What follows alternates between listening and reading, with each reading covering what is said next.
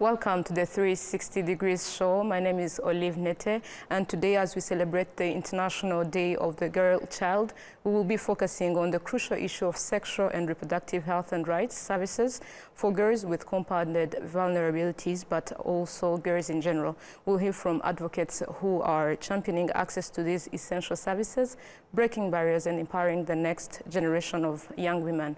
I'm not alone. I'm with some guests in this show, some representing FAWE and others from the Make Way Consortium. And here is Annette Mizerwa, FAWE alumni and SRHR specialist. On the other side is Shadia Musengimana, a youth leader and Make Way youth panelist. And we also have Babazi Fiet, program officer and master trainer. Welcome to the show. Thank you. Thank you. I will first a little bit explain about FAWE. FAWE is a membership-based Pan-African non-governmental organization that promotes girls' and women's education. And I will start with you, Annette, as we start this show. As a FAWE alumni, because you studied at FAWE while you were still young, how did your involvement with FAWE Rwanda shape your career path in global health and SRHR? Thank you, Nete, and it's a privilege to be on this show. The question is a good one, and it's something I've reflected upon even before this show, and asking myself what could have FAWE contributed to the choices I've made in terms of my career. And I think one of the key contributions that I got from FAWE Rwanda was the space, the platform that was provided to us when we were young girls. I would say that FAWE had a unique component of freedom, where we were grounded, we had discipline, but we also had the freedom of speech, freedom of expression, and they gave us platforms to step into roles of leadership, like leadership roles, and also take on responsibility at a young age. I remember when, in 2014, when I started a club from scratch. There was no club such as that, and I started that club that is actually up to now, more than 10 years later, I think, 10 years later, still exists and is very instrumental in the co-curricular activities at FAWE. And having done that as a young adolescent girl, I think was a result of the agency that FAWE creates or gives us. So to start with, I would say that FAWE was a platform. It was an environment where young people are free to express their needs and their thoughts. And also it was a platform that gave us discipline, but with not just discipline that does not put you in terror, but discipline that gives you orientation of what you're supposed to do. And also, having been a science student, it was easy to channel, and I didn't want to become a medical doctor at the end of the day. I wanted to do something beyond that. I wanted to do something in the public health field. So I was oriented through debate clubs, through to Seme Club, and every other co-curricular activities that activity that was at FAWE. It shaped me to become a responsible adult that I am today. What are some of those co-curricular activities that you used to do back then in school? Quite many. I would say I would start with clubs. There were school clubs. I remember being in the health club that then was called the Anti-AIDS Club. And part of the things that we did is competitions in writing, competitions in speech, but specifically in this matter, sexual and reproductive health. I remember winning a competition about writing. It was essay writing on sexual reproductive health in 2013, by the way, organized by an organization that I currently work for. And I think having done such activities like debate competitions, essay writing competitions, and more other activities out of class has enabled me to become an advocate, has enabled me to become confident and speak on platforms as such, like this one. My next question goes to Shadia Musengimana. You are a young leader and advocate, and we are speaking about empowering girls, and we cannot empower girls while we don't know the barriers or the challenges that they face on a daily basis. What key barriers have you observed for girls in accessing inclusive sexual and reproductive health services? Thank you. As a young leader and advocate, the issues I have mainly observed that girls face while trying to access SRH services. The first one is accessibility, because we still have many hospitals where the infrastructure there is not sustainable for the people with certain disabilities. We still have people in remote areas who don't have a way to access the road to the hospital, which is a big issue.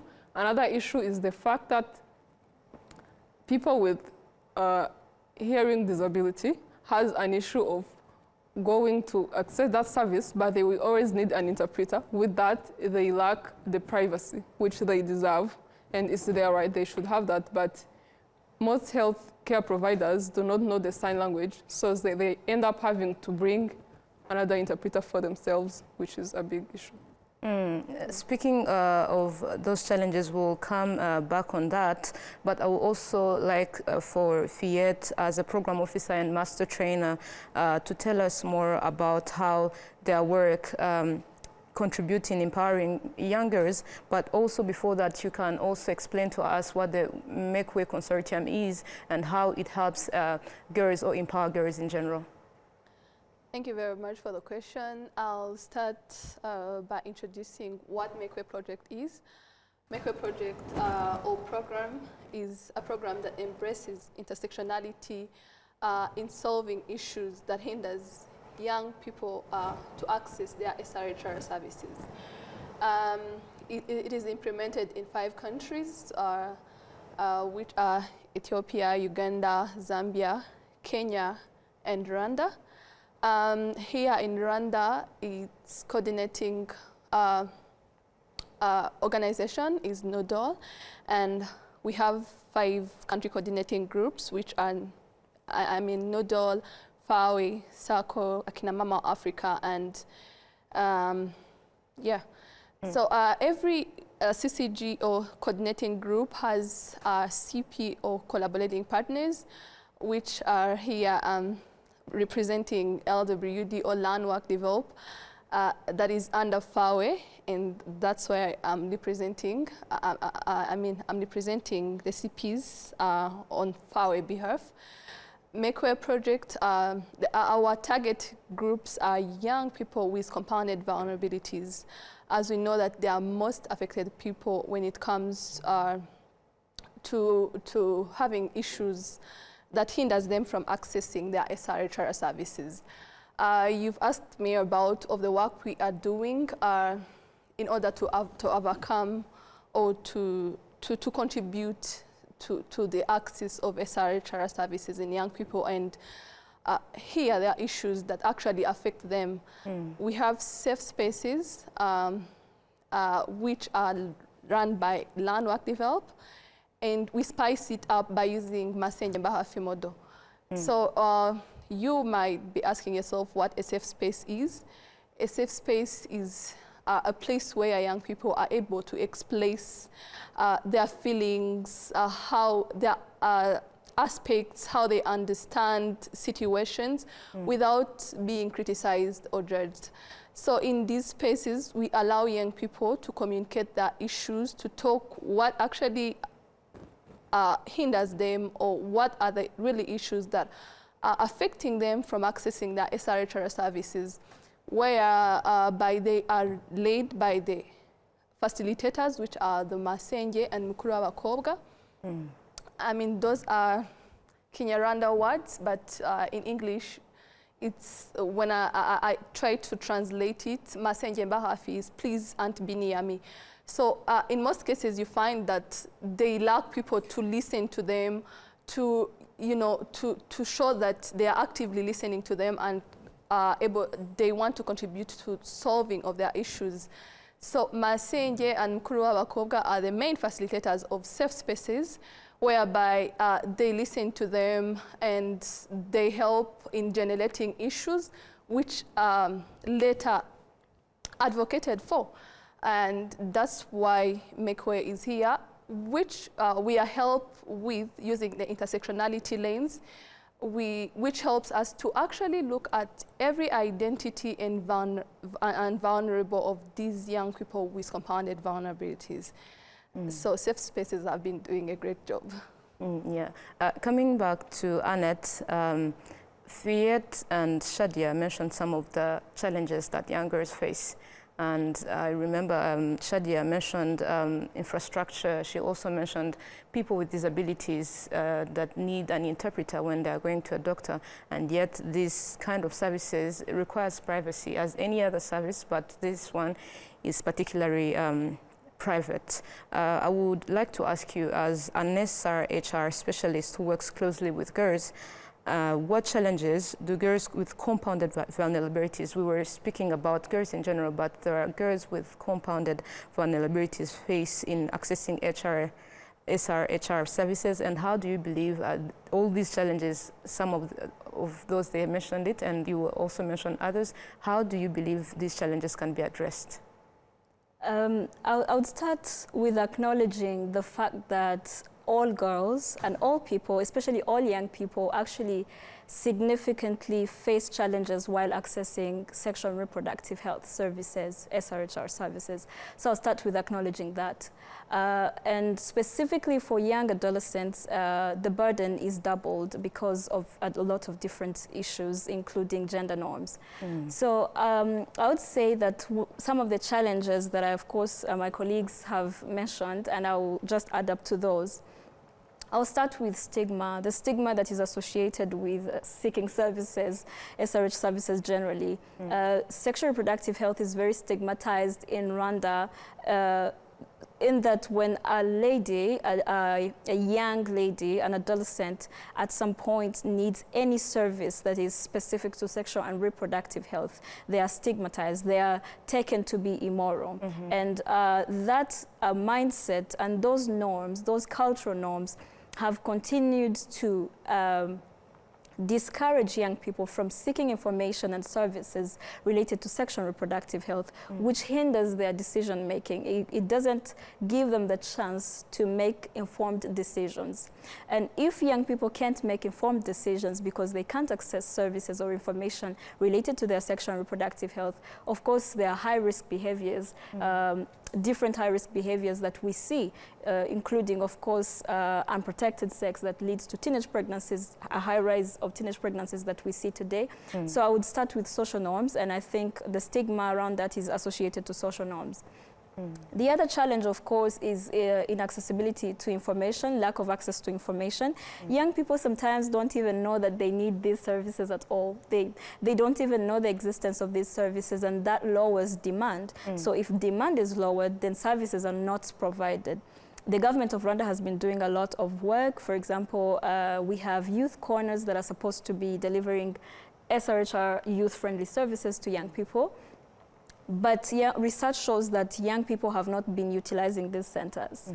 The most recent research I was referring to a few years ago showed that only 7% in the 7 districts that were assessed, only 7% were the young people that were accessing services in health centers, specifically youth corners, which shows that if people do not know the information that is out there, the services that are out there, then they won't go to seek those services, which was the second point of inaccessibility or lack of access to information. People don't know. Even in schools, whereas the government has really done a commendable job of implementing comprehensive sexuality education, CSE, there are still challenges because the subject teachers that are supposed to be delivering CSE actually are not well trained, most of them. We have a lot of teachers that don't understand sexual and reproductive health, yet they have to deliver the curriculum. So also that limits the amount of information that young people have. And the other question was, how do I think this can be addressed? And maybe before I get there, also like tackle a little bit about policies that are around sexual and reproductive health that might be limiting accessibility to services, including policies that actually restrict adolescents from accessing services unless they have parental consent, which is not practical in our context.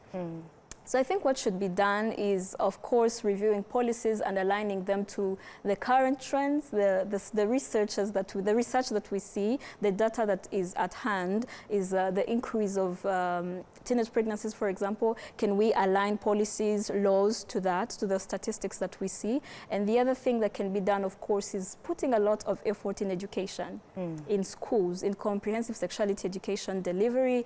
Do we train teachers? Do young people have groups? Do young young people are they encouraged to be in health clubs that actually deliver sexual and reproductive health information accurately? That way, we are building a safe future for these people, for these young people, because they can make informed decisions. Thank you, Annette.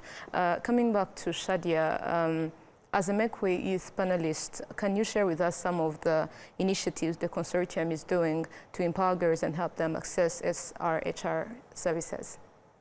Well, thank you.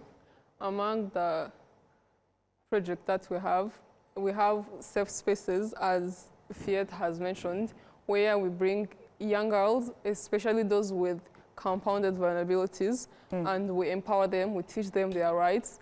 And from what you have seen, from when the project started up to now, you can see that those girls have really got empowered. Some of them had dropped out of school, but we were able to empower them, and we helped some of them to get back to school. And some of them also started working for themselves, where now they are mechanics for bicycles, which is really good. That has really boosted their confidence. And something else, we cannot ignore how the biggest issue we have about SRH services is the stigma. So we try to work with religious leaders a lot, because I can say they push that narrative more. So when, for example, on the youth corners that Annette mentioned, if someone goes there to look for that service, but for example is like the head of the choir, then he'll be like, I'm being judged. And you don't know what impact that can make. They may even, working with those has helped us to remove that stigma, which would make a big impact, because if you put services there, but people have stigma, they will not utilize it, which is that issue we have of having low percentage of people who go there. So working with religious leaders has been really good, but also challenging because of faith, but we are really getting there. And something else I can say is among our tools, we do use intersectionality community scorecard, where we have conversations with the youth. Then we also talk to the duty bearers. Then we also have an interface meeting where we share the issues. These are the issues that the youth has mentioned, and here is what you guys said. Then we try to see where the truth is. So like we call each other out on their duties where they are falling short.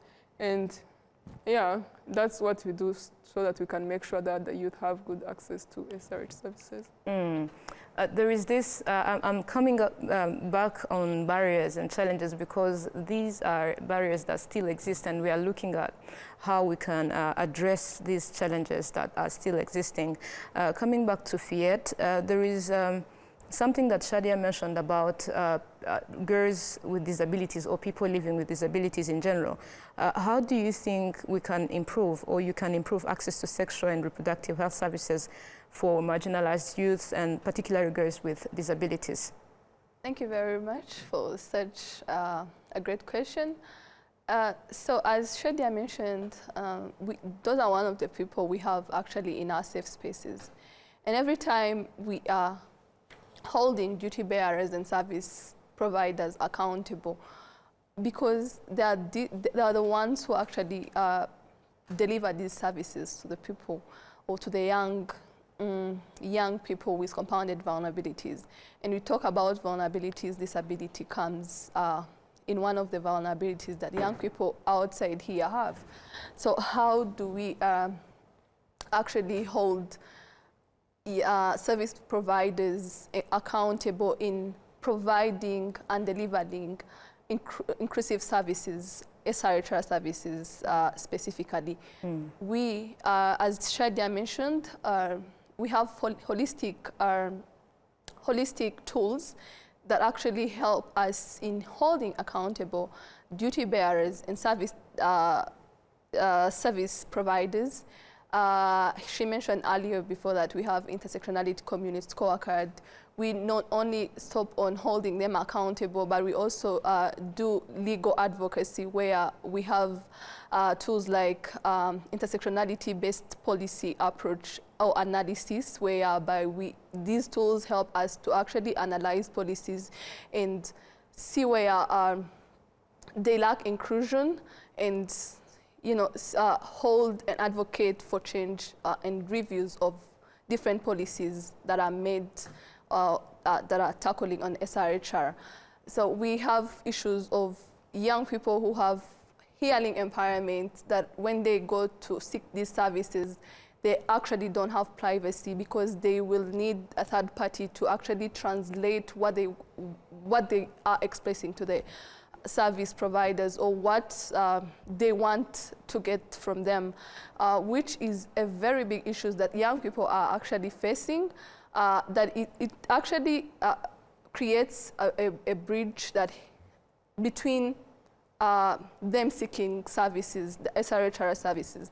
And we always ask ourselves why these services are actually around in health centers, but young people are not going for them.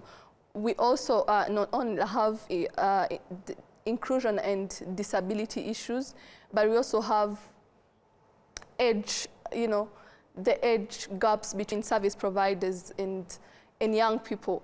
So we have community health workers that actually bring service nearer to the young people in the communities and the villages, as we all know that in most cases, health centers are actually remote and they are very far, which makes it difficult for young people to access them, which again comes back to the young people with disabilities, physical disabilities.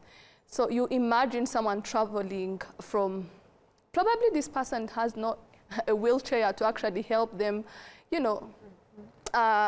make it easy for them to access the health centers, to access the SRHR services. So even the way to go about it, you find that the community health workers are actually people who are aged between 60s and 50s, which a young person who is 15 years, 16 years, is not going to be able to explain, to say that probably they are seeking for services like condoms, because at the end of the day, these are people who are aged and they have beliefs, religious beliefs that they should abstain, which is not actually the thing. These people have rights to their SRHR services, and anytime, so if they come and they're advised to abstain, you don't know what happens behind. This is when you see that teenage pregnancies are rising at a high rate, which from January up to June, I don't know whether it's Jan to June, it has 10,000 teenage pregnancies have been recorded.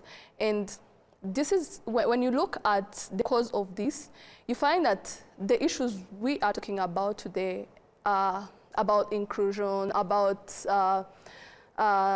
different issues that we've been talking about on this table contribute to that. But Fiat, as I cut you short, can you explain to us how the Make Way project and also the intersectional tools that you talked about help these people with disabilities and other girls access these services? How are you helping them in general? Thank you very much. First of all, as I said, we work as a consortium. We have different organizations that actually do work with different groups of people. For instance, we work with Noodle, that is actually advocating for persons with disabilities, with guidance of different,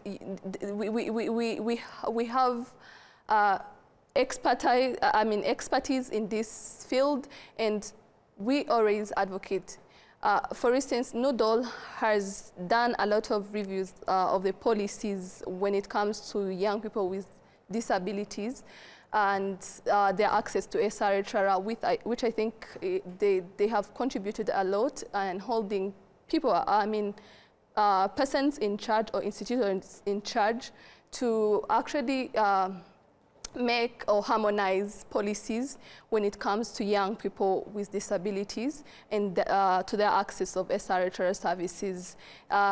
We have RNUD that has actually trained sign languages to which is doing a great job in training service providers, sign languages. We've talked about privacy and issues between young people who have compounded vulnerabilities, most especially hearing impairments. And RNUD is contributing to that, which we are trying to bridge a gap between service providers when it comes to the provision of SRHR services. Yes. Coming back to Annette, they spoke about sign languages and other strategies, but we are not only looking at these girls with compounded vulnerabilities, but what do you think are strategies that you find effective that can help girls in general access SRHR services? For strategies, that's a broad question to answer, but I would say for strategies, first of all, we really need to ensure that we address the gender norms and biases and stereotypes that are still present in our cultural context. So before we address gender stereotypes that are present in the society, we still continue to see imbalances between the girl child and the boy child. And when I say that, for example, as a country, we do not struggle anymore with a girl going to school because we go to school, girls go to school. But you find that gender norms like, for example, if a girl gets married, a woman gets married, a young woman gets married, and they have the belief, for example, that as the most recent research shows, that it's okay for a man to have physical violence against them or to beat them if they did A, B, C, D. So you find that research today still shows that women justify their husbands beating them if given certain reasons.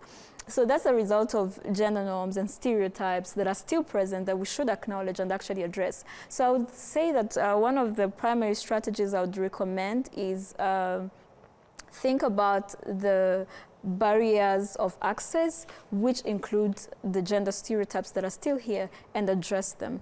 That's the first thing, because it's primary. It's rooted in all that. It's rooted in the beliefs. It's rooted in the norms that the community that we live in currently has. So I think we would start with that. We have quite good policies when it comes to gender, and I think gender promotion. I think really if we now channel and focus so much more on what the community thinks and perceives and try to address that through massive campaigns and etc. and teaching, of course, it would be very instrumental in making sure that development and freedom and well-being of a girl child is respected.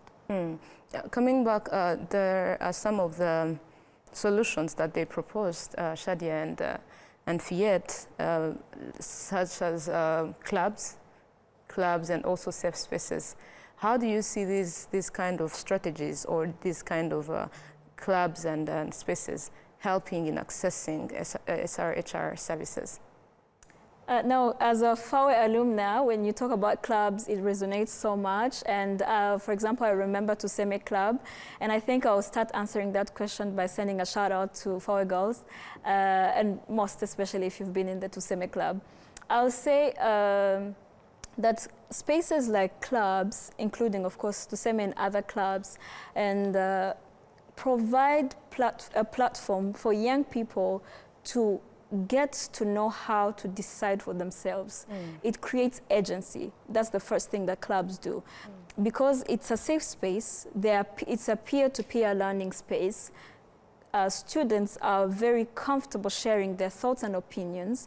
And with that habit, of course, if it is guided and you get the right facilitators, right teachers, right coaches, young people not only learn from each other, but have space to challenge themselves, challenge each other, and be creative. And all of that builds up to the agency I was talking about. So I think Tuseme Club being one of the clubs that gets back to me, because as an adult today, I see what Tuseme has done, for example, and other clubs, of course. I was, back then when I was in high school, I was in multiple school clubs and other clubs as well. So those clubs create a platform where young people are free with each other. They can be creative. They can create things from scratch. They can challenge each other. They can learn from each other. And if well guided with the right facilitators, that is, if say a teacher, a patron that is in charge of that club, if well facilitated, they become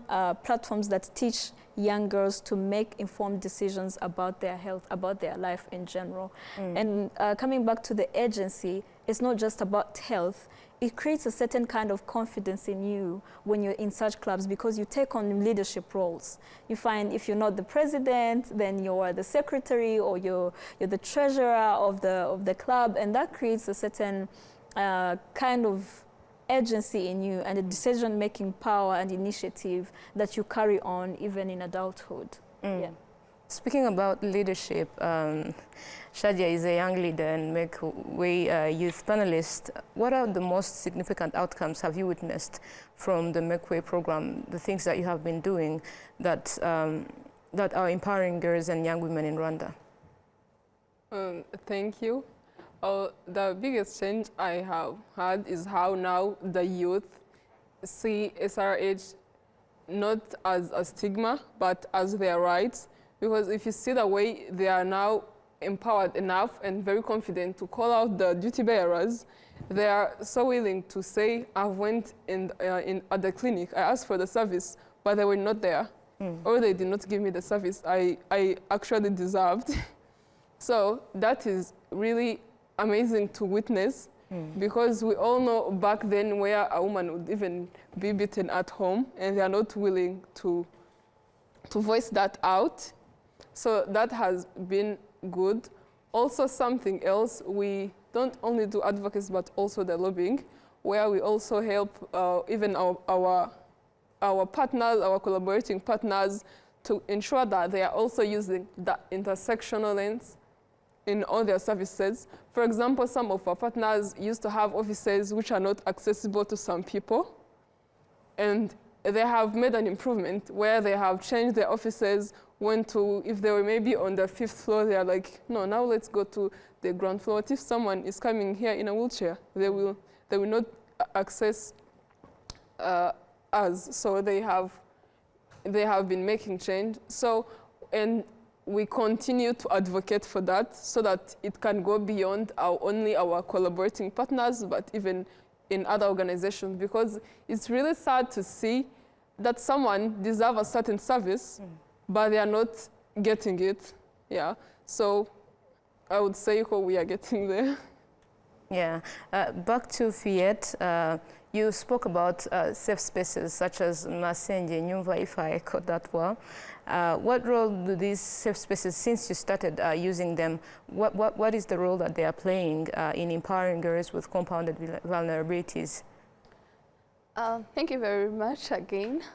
Our safe spaces have done a great job when it comes to empowering young girls, to building their capacity. As Shadia has just said, that they are now holding accountable duty bearers. Why am I getting this service yet? It's made for me. Safe spaces have actually have been able to realize or to find out that young girls still want to go for education, and we have done advocacy, and most of the girls are now accessing education. And also I would like to correct you. Yeah. It's not, it's Masenge Mbahafi. Oh. It's not Masenge Nyumva, but it's mostly, Yeah, it's actually related. Yeah. Talking about to what Masenge Modo has done, that is actually, they are the main facilitators of safe spaces, in other words, and they are doing a lot of work. And we do not only identify these passionate women and with integrity to lead the safe spaces, but we also build their capacity because as Annette has mentioned before, that most of them are not even informed. So we build capacity of the Masenge or the aunties and the elder sisters to actually come and educate young people in the safe spaces to know their rights when it comes to SRHR. So talking about capacity building, empowerment, we've been able to economically empower them.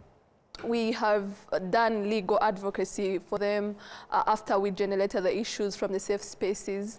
Young girls can now speak up, can now be able to express what they want, what they are actually facing, what is hindering them from accessing their SRHR services. And I think with the help of intersectionality tools and intersectionality lanes, we wouldn't have been able to make it to this. And shout out to safe spaces and the messengers out there and mukuru w'abakobwa. And I mean, I am also mukuru w'abakobwa for my girls out there in Gatsibo and yes, in Gatsibo. I think I've not also highlighted the districts where Mekwe is implemented, which is Gatsibo, Gasabo, Nyagatare, Rusizi, and Kirehe.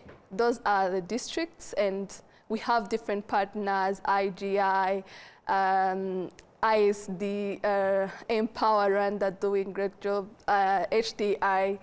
I mean, to mention but a few that are doing a great job, and the safe spaces are, I mean, booming, and we are.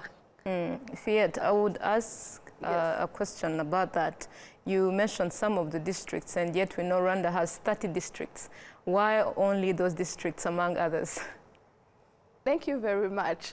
So yes, we were not able to scale up the program into the 30 districts of Rwanda, but we identified districts at a high rate when it comes to issues that young people have when it comes to SRHR services. Let's say our teenage pregnancies. When we talk about the Eastern Province, is the most affected province when it comes to to teenage pregnancies. Talk about Nyagatare, Gatsibo, Kirehe.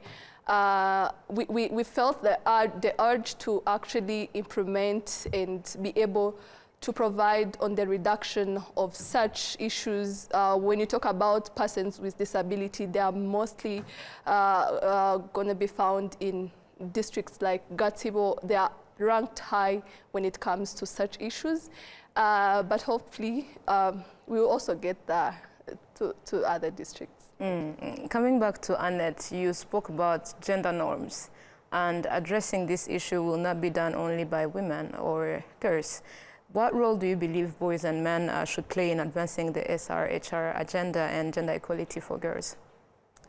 I find it interesting often when this question is asked, and I think I get it a lot, because the reason why I find it interesting is I believe personally that it shouldn't be a question at all, because SRHR is not a girls or women issue.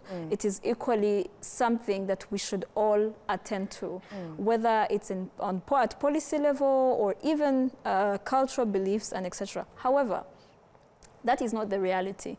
Many issues related to sexual and reproductive health mostly is not, boys and men do not comfortably, or we're not very used to seeing them take the lead in advancing sexual reproductive health, specifically in some areas. And I think one of the ways that we should engage men and boys is by acknowledging that this journey is not for women, and neither is it for men. It's for mankind. It's a human rights issue. Now, acknowledging that it's a human rights issue brings us to a point where we believe that everyone has a role to play. And then also the second thing, apart from acknowledging that it's a human rights issue and everyone needs to equally participate, we also need to acknowledge the imbalance that has been there for years. For generations, for example, in our country, there's been certain imbalances, gender imbalances. So acknowledging those imbalances, looking at the power dynamics that have been there, and prioritizing now educating young men, young boys to have a mindset that does not impede development or gender equality, but actually contributes to gender equality would be a good strategy. So I would say, one, we need to acknowledge this is a human rights issue that we need to advance. Everyone has a role to play. We need to acknowledge that there has been an imbalance for very many years, and acknowledging that gives us a chance to educate young women and boys about gender, about family planning, about sexual and reproductive health for them and for the women, for the girls, because they equally need to learn and understand what their role is. And finally, I would say that we need to very much so invest in positive masculinity, what we call positive masculinity, which is teaching young men especially. Now, I think it's better that we start with young men, teaching young men to help the society eradicate negative or toxic masculinity that has been there for years, where a man thinks that maybe, let's say, being a man is trying to hide your feelings, trying to hide your emotions, and forcing yourself to stay in that pain because you're a man. You know, also all of that contributes to, one, of course, suffering, internal suffering as an individual, but also contributes to societal problems like different gender norms that still contribute to gender inequalities that we still see today. So I would say there's need for education and prioritizing teaching what positive masculinity is from a young age, teaching young boys, this is how you should approach things, this is wrong, this is right, and then let them know at a young age that sexual and reproductive health is not a women's issue. It's not a girls and women issue. It's a general issue. And I think the more we talk about this and also like highlight this question, if we're not careful, it re-echoes the myth that this is a girls and women issue. And I would like to make it very clear, with the chance, of course, of being here today, I'll make it very clear as an SRHR specialist to say that sexual and reproductive health is not about women. It's not about girls, neither is it about boys. It's about everyone, because it includes every aspect of your life, from the moment you have your life until you are no more, until you're gone. So we need to prioritize every aspect of sexual and reproductive health equally, whether you're a woman, a man, a young boy, a girl, whoever you are, there's a part you can play. Educate yourself and become an advocate that you should be today. Still speaking on advocacy, I would like you also to answer this question. You advocate for like meaningful and inclusive youth participation. How can we ensure that girls' voices are heard and acted upon in matters of SRHR? How can we ensure that girls' voices are heard? First of all, giving them the platform. Years ago, such a platform was not there. You would find that there's an International Day of the Girl Child, and we have men speaking. And let's say we have an adolescent conference, or maybe a meeting about adolescents, and guess who is speaking? Men that are in their 40s, women that are in their 50s. So today, I think there's been effort in different organizations, of course, including FAWE that is hosting this, that's driving the agenda of actually engaging the very people that you want to speak for. There's a saying we used to use, I don't know if the younger people, younger than me, still use it. Remember when we started the advocacy journey, we would say a lot that nothing for us without us. So if anything is for us and it's without us, then it is against us. So I'd say the first thing that should be done is, if you're planning anything that you say is for girls, then include them. From the initiation, from the design, let them be heard, let their ideas be heard. And another one, involve them in decision-making platforms. Government decision-making platforms, policy-level decision-making platforms, even in organizations. Make sure that young girls are actually and it's very possible, because these 15-year-olds actually have brilliant ideas that they can bring to your projects. So involve them in decision-making platforms, empower them to be there, so that they do not just be there to tick the box. Also, what we're advocating for is not tokenism. We're not saying you just bring girls for the sake of bringing them. Make sure that they can meaningfully participate in the molding and shaping of the future that you want for them. We are about to wind up our show, which is really interesting, but I would like to ask Shadia, as a young leader, how can young leaders like yourself contribute to creating more equitable environment for girls to thrive in education and health sectors? Oh, thank you. Something I would advise the youth is being responsible, knowing not that everything will only be calling out the healthcare providers, the government is not providing this for us, but also as a youth, what impact are you making on the society? As we have a saying in Rwanda says, "Bato batari gito." Yes, we are young, but that doesn't mean that your impact should be small. If you see a certain issue in the society, are you advocating for that? Are you advocating for your neighbor? You have, for example, you can be having a neighboring household, but only the boy is going to school. And the moment the mother has another kid, the girl is dropping out. Are you advocating for them? Are you actually taking the initiation to go there, the initiative to go there and talk to those people? So what I would advise them is to be responsible and know that just because the issue does not affect you, it doesn't mean you shouldn't work on it. Because we are not free. We are not free unless we are all free. Yeah, that's what I would advise. And to Fiat, finally, briefly, what is your message to young girls facing cultural and societal barriers today, especially in relation to SRHR? My advice is let them speak up. Let them actually come up and hold people accountable. Held leaders accountable. And also, I would like to talk about meaningful youth engagement as one of the tools that Make owns that is helping us actually engage young people. Because we actually tell young people to stand up, to contribute to their impact, but they do not have platforms. I would like to advocate for meaningful youth engagement.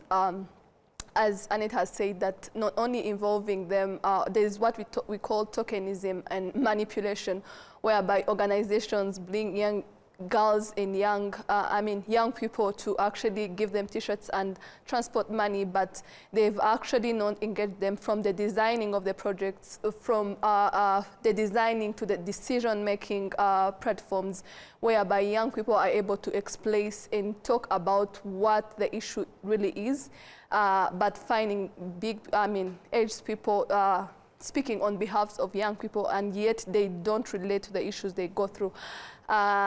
Young people should be able to claim their rights, should be able to take up their spaces wherever they are, so that we might have change.